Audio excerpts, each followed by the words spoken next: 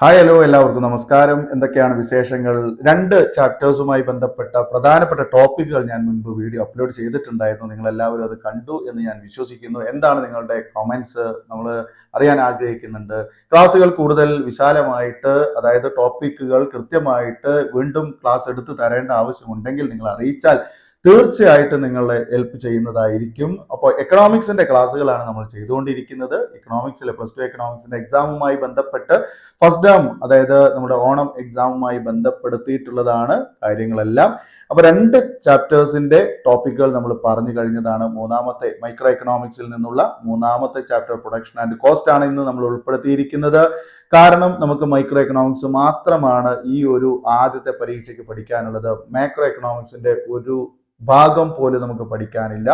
അപ്പോൾ ആദ്യത്തെ 3 chapters, micro എക്കണോമിക്സിൽ നിന്നുള്ള ആദ്യത്തെ 3 ചാപ്റ്റേഴ്സ് ആണ് നമ്മൾ പഠിച്ചു പോകേണ്ടത്. ഫുൾ മാർക്ക് നമുക്ക് നേടാൻ നിങ്ങൾ നന്നായിട്ട് പരിശ്രമിക്കുക. ഓക്കെ, അപ്പൊ മൂന്നാമത്തെ ചാപ്റ്റർ നമ്മൾ പറയുന്നു production and cost. Production and കോസ്റ്റിൽ നമ്മൾ എന്തൊക്കെയാണ് അറിഞ്ഞിരിക്കേണ്ടത്? ഒന്നാമത്തേത് നമ്മൾ ഓൾറെഡി പഠിച്ചിട്ടുണ്ട്. ഫാക്ടേഴ്സ് ഓഫ് പ്രൊഡക്ഷൻ ആരാണ്, ഫാക്ടേഴ്സ് ഓഫ് പ്രൊഡക്ഷന്റെ റിവാർഡ് എന്താണെന്നൊക്കെ നമ്മൾ മുമ്പ് പഠിച്ചിട്ടുണ്ട്. ഒന്നാമത്തെ ചാപ്റ്ററിൽ ഇൻട്രൊഡക്ഷൻ ടു മൈക്രോ എക്കണോമിക്സ് എന്ന് പറയുന്ന ചാപ്റ്ററിൽ എന്താണ് ഉൽപാദന ഘടകങ്ങൾ, ഉൽപാദന ഘടകങ്ങൾക്ക് കിട്ടുന്ന പ്രതിഫലം എന്താണെന്നൊക്കെ നമ്മൾ അവിടെ പഠിച്ചിട്ടുണ്ട്. ഓർമ്മ ഉണ്ടല്ലോ? ഓക്കെ, അല്ലെങ്കിൽ നിങ്ങൾ അവിടെ ഒന്ന് പോയി നോക്കണം. Okay, yes. അപ്പൊ ഇവിടെ നമ്മൾ ആദ്യത്തെ ടോപ്പിക് പറയുന്നത് ഫാക്ടേഴ്സ് ഓഫ് പ്രൊഡക്ഷൻ എന്നുള്ളതല്ല, പ്രൊഡക്ഷൻ ഫംഗ്ഷൻ എന്നുള്ളതാണ്. ഓക്കെ, പ്രൊഡക്ഷൻ ഫംഗ്ഷൻ എന്താണ്? പ്രൊഡക്ഷൻ ഫംഗ്ഷൻ എന്താണ്? ഓക്കെ, അതായത് ഉൽപാദന ധർമ്മം എന്ന് പറഞ്ഞാൽ എന്താണ്? പ്രൊഡക്ഷൻ ഫംഗ്ഷൻ എന്ന് പറഞ്ഞാൽ എന്താണ്? വെരി വെരി ഇമ്പോർട്ടന്റ് ആണ്. 2 മാർക്സിന്റെ ക്വസ്റ്റ്യൻ ആണ് കേട്ടോ. ഓക്കെ, ഉൽപാദന ധർമ്മം എന്നാണ് പറയുക. ഓക്കെ, ഇതിൽ നമുക്ക് ഇമ്പോർട്ടന്റ് ആയിട്ടുള്ള മറ്റൊരു ടോപ്പിക്കാണ് ഐസോകോണ്ട് എന്ന് പറയുന്നത്. ഐസോകോണ്ട് എന്താണ്, അതുപോലെ ഐസോ മാപ്പ് എന്താണെന്ന് പഠിക്കുക. നമ്മൾ ഈ IC കർവ് പഠിച്ചിട്ടുണ്ടാവും രണ്ടാമത്തെ ചാപ്റ്ററിൽ. ഇൻഡിഫറൻസ് കർവ്, ഇൻഡിഫറൻസ് മാപ്പ്, അതുപോലെ ഉള്ള ഒരു സംഗതിയാണ് ഐസോകോണ്ട്, ഐസോ മാപ്പ് എന്നുള്ളത്. ഓക്കെ, ഇതില് 3 മാർക്കിന് അല്ലെങ്കിൽ 2 മാർക്കിന് ചോദിക്കുന്ന ഒരു ടോപ്പിക്കാണ് short run and long run production. Okay, എന്താണ് ഷോർട്ട് റൺ പ്രൊഡക്ഷൻ, എന്താണ് ലോങ് റൺ പ്രൊഡക്ഷൻ എന്ന് പഠിക്കുക. ഷോർട്ട് റണ്ണിലും ലോങ് റണ്ണിലും നമ്മൾ എന്തായാലും പ്രൊഡക്ഷൻ നടത്താൻ ഫാക്ടേഴ്സ് ഓഫ് പ്രൊഡക്ഷൻ ആണ് ഉപയോഗിക്കുന്നത്, ഉൽപാദന ഘടകങ്ങളെയാണ് ഉപയോഗിക്കുന്നത്. ആ ഉൽപാദന ഘടകങ്ങൾ നമ്മൾ എന്തൊക്കെ രീതിയിലാണ്, ഏതെല്ലാം തരത്തിലാണ് നമ്മളുടെ ഷോർട്ട് റണ്ണിലും ലോങ് റണ്ണിലും ഉപയോഗപ്പെടുത്തുന്നത്. ഷോർട്ട് റണ്ണിലാണെങ്കിൽ ഈ ഫാക്ടേഴ്സ് ഓഫ് പ്രൊഡക്ഷൻ നമ്മൾ 2 ഗ്രൂപ്പ് ആക്കും, ലോങ് റണ്ണിലാണെങ്കിൽ ഇവർ ഒരൊറ്റ ഗ്രൂപ്പാണ്. അപ്പൊ അങ്ങനെയുള്ള മാറ്റങ്ങളൊക്കെ അവിടെ നിങ്ങൾ പഠിക്കുക. ഓക്കെ, യെസ്, ഞാൻ അതിന്റെ എലാബറേഷൻ തരുന്നില്ല. എലാബറേഷൻ തന്നാൽ നമുക്ക് വീഡിയോ വളരെ വലുതായി പോകും. അതുകൊണ്ട് തന്നെ ഓരോ ടോപ്പിക്കുകളും ആവശ്യമുണ്ടെങ്കിൽ നിങ്ങൾ കമന്റ്സ് ചെയ്താൽ ചെയ്തു തരാം എന്ന് ഞാൻ എപ്പോഴും പറയുന്നുണ്ട്. ഓക്കെ ഡിയേഴ്സ്, അപ്പോൾ നമ്മൾ ഷോർട്ട് റൺ പ്രൊഡക്ഷൻ ഉണ്ട്, ലോങ് റൺ പ്രൊഡക്ഷൻ ഉണ്ട്. ഷോർട്ട് റൺ പ്രൊഡക്ഷൻ എന്ന് പറയുന്നതിൽ നമ്മൾ all factors of productions are used in 2 ways, അല്ലെങ്കിൽ നമ്മൾ 2 രീതിയിലാണ് നമ്മൾ എന്ത് ചെയ്യുന്നത്, അതിനെ ഉപയോഗപ്പെടുത്തുന്നത്, ഫാക്ടേഴ്സ് ഓഫ് പ്രൊഡക്ഷൻസിനെ ഉപയോഗപ്പെടുത്തുന്നത്. നേരെ മറിച്ച് നമ്മുടെ ലോങ് റണ്ണിൽ ഓൾ ഫാക്ടേഴ്സ് ആർ, അല്ലെ, all factors of productions are mix ചെയ്ത് നമ്മൾ ഉപയോഗിക്കും. ഓക്കെ, അതിൽ ഷോർട്ട് റണ്ണിൽ നമ്മൾ അതിനെ സെപ്പറേറ്റ് ചെയ്ത് ഉപയോഗിക്കും. നേരെ മറിച്ച് ലോങ് റണ്ണിൽ എല്ലാം കൂടെ ഒരുമിച്ച് ഉപയോഗിക്കും. അത് എങ്ങനെയെന്നുള്ളതും കൂടെ ഉണ്ട്. അതാണ് അതിന്റെ സത്യാവസ്ഥ, ഞാനിവിടെ പറയില്ല. ഓക്കെ, അത് നിങ്ങൾ വീഡിയോ കാണുക, മുൻപത്തെ വീഡിയോകളൊക്കെ ഉണ്ട്, നിങ്ങൾ കണ്ടുപിടിക്കുക. അതുപോലെ ഇവിടെ ഉൽപാദകൻ അല്ലെങ്കിൽ പ്രൊഡ്യൂസർ ഷോർട്ട് റണ്ണിൽ പ്രൊഡക്ഷൻ നടത്തുമ്പോൾ 3 തരം പ്രോഡക്റ്റുകളാണ് ലഭിക്കുക.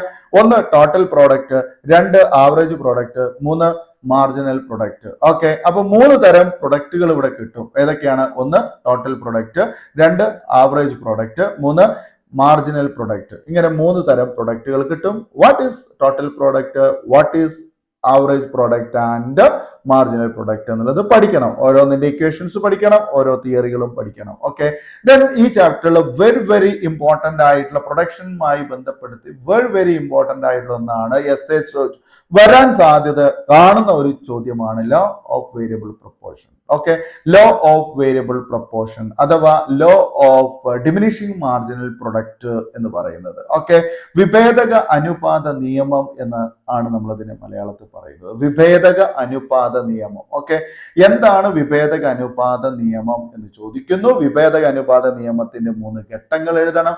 വിഭേദക അനുപാത നിയമവുമായി ബന്ധപ്പെട്ട് അതിന്റെ ഒരു കർവ് ഉണ്ട്, ആ കർവ് നിങ്ങൾ വരയ്ക്കണം. ഓക്കെ, പക്ഷെ ഇവിടെ നമ്മൾ ഈ 3 ഘട്ടങ്ങൾ എഴുതുമ്പോഴും കർവ് എഴുതുമ്പോഴും ഒന്നും നിന്നും നിങ്ങൾ എന്ത് ചെയ്യേണ്ട, നിങ്ങളുടെ ചോദ്യത്തിൽ വല്ല കാൽക്കുലേഷൻ ടേബിൾ ക്വസ്റ്റ്യൻ തന്നിട്ടുണ്ടെങ്കിൽ അതിനെ ബേസ് ചെയ്തുകൊണ്ടാണ് നിങ്ങളോട് ഈ വേരിയബിൾ പ്രൊപ്പോർഷൻ തിയറി ഇൻട്രൊഡ്യൂസ് ചെയ്യാൻ പറയുന്നതെങ്കിൽ അങ്ങനെ ചെയ്യാം. ഇനി അതല്ല, പ്രത്യേകിച്ച് നമുക്ക് അളവുകളോ വിലകളോ ഒന്നും നൽകുന്നില്ലെങ്കിൽ നിങ്ങൾ ഫ്രീ ആയിട്ട് അങ്ങോട്ട് കർവ് വരയ്ക്കുക, അതുപോലെ തന്നെ അതിനെ എക്സ്പ്ലെയിൻ ചെയ്യാൻ ശ്രമിക്കണം. ഓക്കെ, അതുപോലെ ഈ വേരിയബിൾ പ്രൊപ്പോർഷൻ തിയറിയുമായി കണക്ട് ചെയ്ത് പഠിക്കുന്ന 5 മാർക്കിനോ 4 മാർക്കിനോ ഒക്കെ ചോദിക്കാവുന്ന ഒന്നാണ് relation between T P and M P, അല്ലെ? ടി പിയും എം പിയും തമ്മിലുള്ള relation, T P and M P relation ചോദിക്കാം. ഓക്കെ, രണ്ട് കർവുകൾ മുകളിൽ ഇങ്ങനെ ഒന്ന് താഴെ ഇങ്ങനെ ഒന്നായിട്ട്, അല്ലെ? രണ്ട് എക്സ് ആൻഡ് വൈ ആക്സിസിലായിട്ട് മുകളിൽ ഒരു കർവും താഴത്തെ എക്സ് ആൻഡ് വൈ ആക്സിസിൽ വേറൊരു കർവുമായിട്ട് നമുക്ക് അങ്ങനെ പഠിക്കാനുണ്ട്. ഓക്കെ, അതാണ് relation between T P and M P എന്ന് പറയുന്നത്. ഓക്കെ, അപ്പോൾ അത് ഇമ്പോർട്ടന്റ് ആണ്, മറക്കരുത് എന്നാണ് ഉദ്ദേശിച്ചത്. നെക്സ്റ്റ് ടോപ്പിക് ആണ് ഏത്? Returns to scale. അത് സിമ്പിൾ ആയിട്ടുള്ള ഒരു ടോപ്പിക് ആണ്. തോതനുസരിച്ചുള്ള പ്രത്യായം റിട്ടേൺസ് ടു സ്കെയിൽ എന്നാണ് വിളിക്കുക. ഓക്കെ, അത് ഇമ്പോർട്ടന്റ് ആണ്. തോതനുസരിച്ചുള്ള പ്രത്യായം നമ്മൾ അതിനനുസരിച്ച് പ്രൊഡക്ഷൻ 3 രീതിയിലുണ്ട്. അതായത് ഒന്ന് IRS ആണ്, ഇൻക്രീസിംഗ് റിട്ടേൺസ് ടു സ്കെയിൽ. രണ്ടാമത്തെ CRS ആണ്, കോൺസ്റ്റന്റ് റിട്ടേൺസ് ടു സ്കെയിൽ. മൂന്നാമത്തേത് ഡിമിനിഷിംഗ് റിട്ടേൺസ് ടു സ്കെയിൽ എന്നുള്ളതാണ്. ഓക്കെ, അതായത് IRS, CRS, DRS ഇങ്ങനെയാണ് നമ്മളത് വരുന്നത്. അത് നിങ്ങൾ കൃത്യമായിട്ട് പഠിക്കുക. ഓക്കെ, ദെൻ മൂന്നാമത്തെ ഒരു production Cobb and Douglas production function എന്നുള്ളത്. Okay, Cobb Douglas production function. Cobb and Douglas American എക്കണോമിസ്റ്റുകളാണ്. They will formulate a production function equation. അതായത് പ്രൊഡക്ഷൻ ഫംഗ്ഷൻ ഇക്വേഷനുമായി ബന്ധപ്പെടുത്തിയിട്ട് അവര് ഒരു തിയറി ഫോർമുലേറ്റ് ചെയ്തിട്ടുണ്ട്. അത് ഒരു സ്റ്റാറ്റിസ്റ്റിക്കൽ ഇക്വേഷൻ പ്രകാരമുള്ളതാണ്. അതിനെയാണ് നമ്മൾ കോബ് ഡഗ്ലസ് പ്രൊഡക്ഷൻ ഫംഗ്ഷൻ എന്ന് വിളിക്കുന്നത്. ഓക്കെ, അത് നിങ്ങൾ എലാബറേറ്റ് ചെയ്ത് പഠിക്കണം, വളരെ ഇമ്പോർട്ടന്റ് ആണ്, ഒരു തരത്തിൽ നിങ്ങൾ വിട്ടുകളയരുത്. ഓക്കെ, യെസ് ഡിയേഴ്സ്, അപ്പോ അത്രയും കാര്യങ്ങളാണ് നമ്മുടെ ഈ പ്രൊഡക്ഷന്റെ ഭാഗത്ത് വരുന്നത്. നമ്മൾ ചാപ്റ്ററിന്റെ പേര് തന്നെ പ്രൊഡക്ഷൻ ആൻഡ് കോസ്റ്റ് എന്നാണ്. ഇനി കോസ്റ്റിന്റെ സൈഡിൽ വരുന്ന എന്താണ്? കോസ്റ്റിന്റെ സൈഡിൽ നമ്മൾ എന്താണ് cost, different types of cost. Okay, എന്താണ് ചെലവ്? ചെലവ് എന്നല്ല, വ്യയം എന്നാണ് നമ്മൾ മലയാളത്തിൽ പറയുക, വ്യയം. ഓക്കെ, പക്ഷെ നമ്മൾ ചെലവ് എന്ന് പഠിച്ചോളാം. ഓക്കെ, അപ്പൊ എന്താണ് ചെലവ് എന്ന് ചോദിക്കുന്നു. അതുപോലെ തന്നെ ചെലവ് എത്ര തരത്തിലുണ്ട്? ഓക്കെ, ഷോർട്ട് റൺ കോസ്റ്റ് ഉണ്ട്, അതുപോലെ ലോങ് റൺ കോസ്റ്റ് ഉണ്ട്. ഈ ഷോർട്ട് റൺ കോസ്റ്റുകൾ ഏതൊക്കെയാണ്? ഓക്കെ, ഷോർട്ട് റൺ കോസ്റ്റ് എന്ന് പറയുന്നത് ഏതാണ്? ഒന്ന് ടോട്ടൽ ടോട്ടൽ കോസ്റ്റ് ആണ്. ടോട്ടൽ കോസ്റ്റ്, അതുപോലെ തന്നെ total fixed cost, total variable cost. Okay, total cost, total fixed cost, total variable cost. അതായത് TC, TFC, TVC ഇങ്ങനെയാണ് നമ്മൾ അതിനെ ഷോർട്ട് ഫോം ചെയ്യുന്നത്. അത് നിങ്ങൾ പഠിക്കണം. ഓക്കെ, അത് കഴിഞ്ഞാൽ പിന്നെ നമുക്ക് എന്താ വരുന്നത്? നമുക്ക് ആവറേജ് വേരിയബിൾ കോസ്റ്റ് ഉണ്ട്, അതുപോലെ തന്നെ ഷോർട്ട് റൺ ആവറേജ് കോസ്റ്റ് ഉണ്ട്, പിന്നെ shape of TFC, TVC and TC. Okay, TFC കർവും അതുപോലെ TFC കർവും അതുപോലെ TVC കർവും അതുപോലെ TC കർവും തമ്മിലുള്ള അതിന്റെ ഷേപ്പ്, കർവിന്റെ ഷേപ്പ്, അതിന്റെ റിലേഷൻ, അത് മൂന്ന് നിങ്ങൾ പഠിക്കണം, ഇമ്പോർട്ടന്റ് ആണ്. ഓക്കെ, പിന്നെ ഞാൻ നേരത്തെ പറഞ്ഞു AFC പഠിക്കണം, ABC പഠിക്കണം, SAC പഠിക്കണം, SMC പഠിക്കണം. ഇങ്ങനെയുള്ള ഇക്വേഷൻസ്, അത് പ്രകാരമുള്ള കാൽക്കുലേഷൻസ് നമുക്ക് പരീക്ഷയ്ക്ക് വരും. ഓക്കെ, കോസ്റ്റ് കാണാൻ വേണ്ടിയിട്ടുള്ള ഒരു കാൽക്കുലേഷൻ നമുക്ക് പരീക്ഷയ്ക്ക് വരും. ഓക്കെ, അപ്പോൾ കോസ്റ്റ് എങ്ങനെ കാൽക്കുലേറ്റ് ചെയ്യാം? അപ്പൊ ഈ പറഞ്ഞ ഏതാ TFC, TVC, TC, SAC, SMC, AFC, AVC ഇങ്ങനെയുള്ള കാര്യങ്ങളാണ് നമുക്ക് കാണാൻ വേണ്ടി ചോദിക്കുക. അപ്പൊ ഇതൊക്കെ കാണാനുള്ള ഇക്വേഷൻസ് നമുക്ക് പഠിക്കണം. ആ ഇക്വേഷൻസ് നിങ്ങൾ സ്കൂളിൽ എടുത്തു തന്നിട്ടുണ്ടാകും. ഓക്കെ, അത് വെച്ചിട്ടാണ് നിങ്ങൾ പഠിക്കേണ്ടത്. ഇക്വേഷൻസ് നിങ്ങൾ കാണാപ്പാടം പഠിച്ചു കൊണ്ടുപോവാണ് വേണ്ടതെങ്കിലേ നമുക്ക് ഈ ഒരു കോളം ഫില്ല് ചെയ്യാനൊക്കെ പറ്റുള്ളൂ.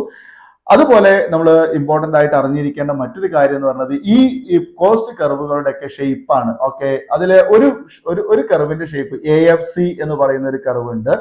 AFC കർവിന്റെ ഷേപ്പ് ഓക്കെ, അതെന്താണ്? അത് റെക്ടാങ്കുലർ ഹൈപ്പർബോള എന്ന് പറയും. റെക്ടാങ്കുലർ ഹൈപ്പർബോള എന്നാണ് AFC കർവിന്റെ ഷേപ്പ്. ഓക്കെ, അങ്ങനെ ഓരോ കർവിന്റെയും ഷേപ്പുകളൊക്കെ നിങ്ങൾ കൃത്യമായിട്ട് പഠിക്കണമെന്ന് അഭ്യർത്ഥിക്കുകയാണ്. പിന്നെ ഇതിൽ തന്നെ ഈ പിന്നെ കോസ്റ്റുമായി ബന്ധപ്പെടുത്തിയിട്ട് ഒരു ഡിഫറൻസ് ചോദിക്കാറുണ്ട്. SAC കർവും അതുപോലെ SMC കർവും തമ്മിലുള്ള relation. Okay, relationship between SAC and SMC എന്നുള്ളത്. Okay, SMC or MC. Okay, SAC or AC.